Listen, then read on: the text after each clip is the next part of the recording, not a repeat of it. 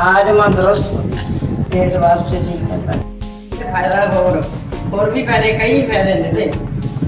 एक तो रोटी को जी ना खाता हो, एक फाड़ी नींबू की कट्टो ते चूस लो, ਉਹਨੂੰ खा लो, ਵਧੀਆ ਤੁਹਾਡਾ जी करू, फिर रोटी भी खा सकते हो। दाल सब्जी ना खा लो, नाल होर नींबू ले लो, पहला एक पीस खा लो तुसीं। बहुत वधिया चीज़ है भाई, बुखार वाले वास्ते भी इन्ना वधिया है, मूँह वधिया रहिंदा है।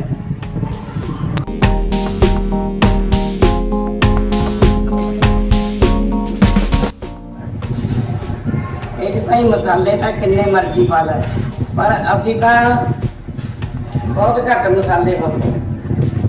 ਇਹ 'ਚ ਮੇਨ ਗੱਲ ਇੱਕ ਤਾਂ ਜੀਰਾ ਪੈਂਦਾ, ਇੱਕ ਕਾਲੀ ਮਿਰਚ ਹੈ, ਬਾਕੀ ਲੌਂਗ ਇਲਾਇਚੀ ਦੀ, ਵੱਡੀ ਇਲਾਇਚੀ ਤੇ ਲੌਂਗ ਵੀ ਪਾ ਸਕਦੇ ਆਪਾਂ, ਜੈਫਲ, ਜਵੱਤਰੀ, ਦਾਲਚੀਨੀ, ਮਗਾ, ਬਹੁਤ ਕੁਛ ਪੈਂਦਾ ਇਹ 'ਚ, ਪਰ ਅਸੀਂ ਤਾਂ ਦੋ ਚੀਜ਼ਾਂ ਹੀ ਪਾਉਂਦੇ ਭਾਈ, ਬਹੁਤ ਵਧੀਆ ਬਣਦਾ ਚਾਹ।